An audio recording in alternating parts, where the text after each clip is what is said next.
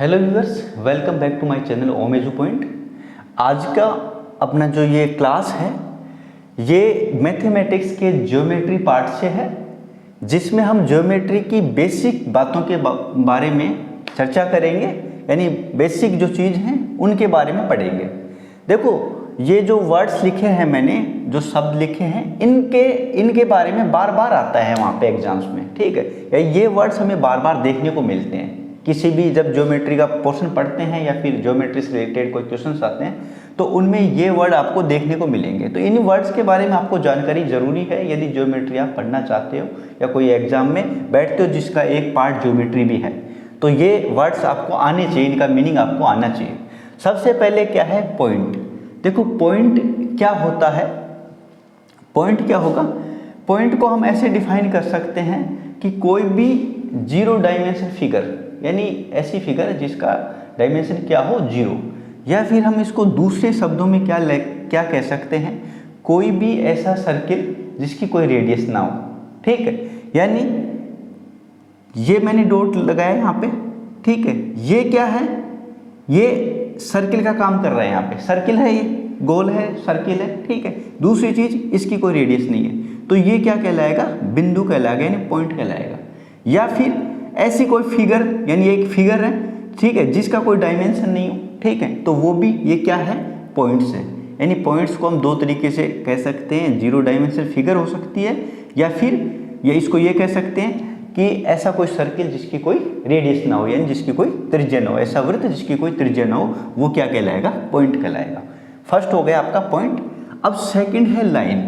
देखो, लाइन कैसे बनती है या लाइन क्या होती है, जब कई सारे डॉट्स, ठीक है, यानी ये जिनको हम पॉइंट्स बोलते हैं, इनको हम यदि मिला दें, ठीक है, इनको मिला दें तो एक लंबाई बन जाएगी इसकी, ठीक है। पॉइंट्स को मिलाएंगे तो लंबाई बन गई, यानी लंबाई होगी, लेकिन इसका एंड नहीं होगा, ठीक है, यानी इसका कोई एंड नहीं होगा।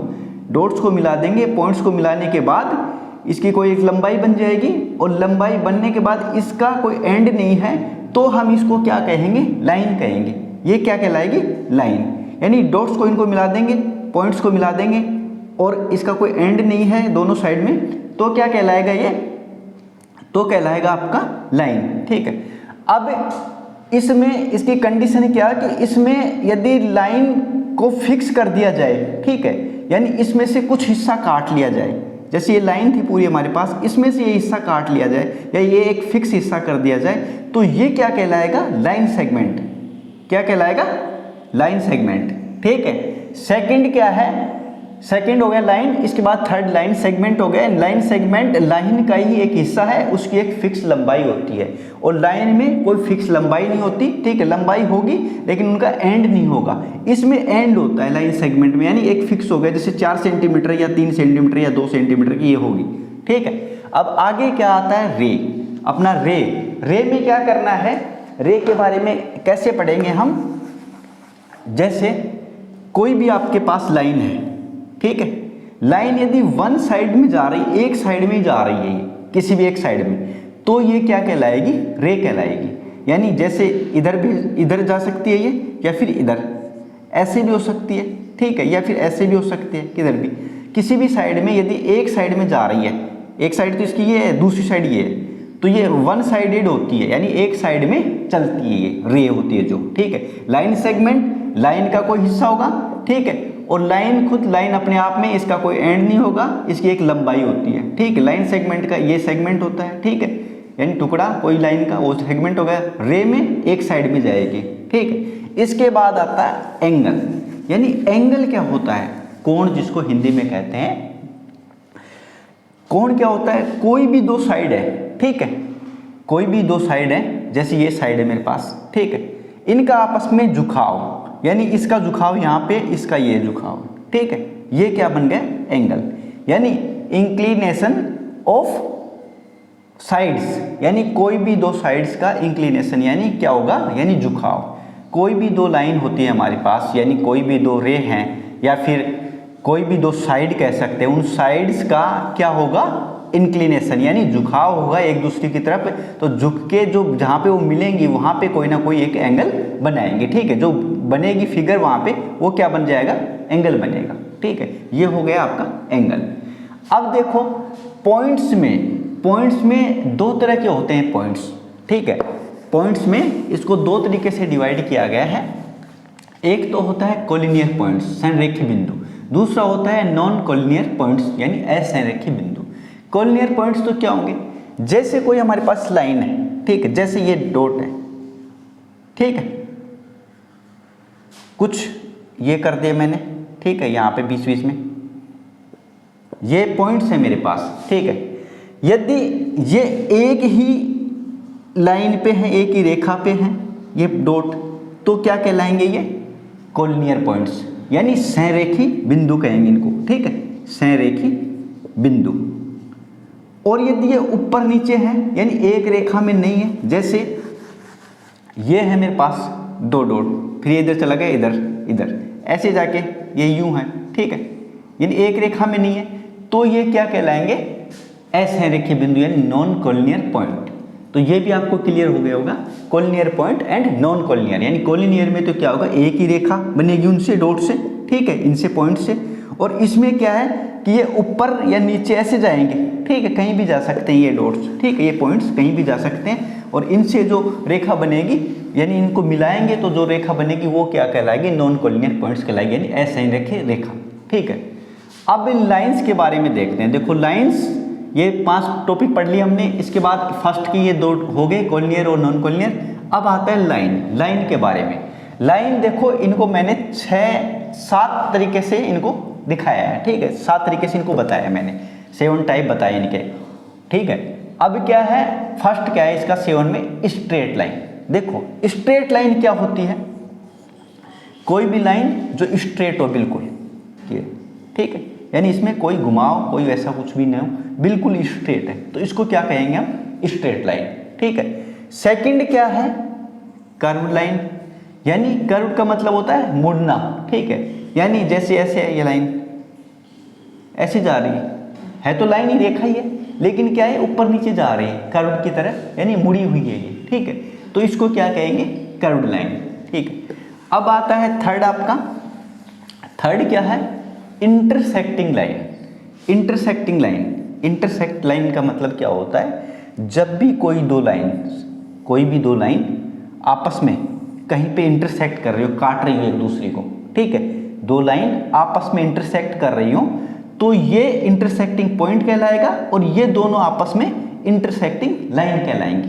ठीक है, यानी 2 लाइन आपस में जब एक दूसरे को इंटरसेक्ट करती हैं यानी प्रतिच्छेद करती हैं, तो ये इंटरसेक्टिंग लाइन कहलाएंगी यानी प्रतिच्छेदित रेखा कहलाएंगी। इससे पहले जो कर्व था इसको घुमावदार रेखा कहते हैं हिंदी में, स्ट्रेट लाइन को सीधी रेखा कहते हैं। ठीक है, तो इंटरसेक्टिंग का मतलब हो गया प्रतिच्छेद, यानी आपस में प्रतिच्छेद करेंगे, एक दूसरे को इंटरसेक्ट करेंगे। ठीक है, यदि इसी पॉइंट पे और ज्यादा लाइन आ जाए, ठीक, ऐसे आ गई, मान लो ये आ गई आपके, एक से ज्यादा लाइन आ रही है, यानी इन सब लाइनों का यहाँ पे इंटरसेक्ट यानी यहाँ पे मिल रही है सारी की सारी, तो ये क्या बन जाएगा, ये बन जाएगा आपका कॉन्करेंट लाइन यानी संगामी रेखाएं।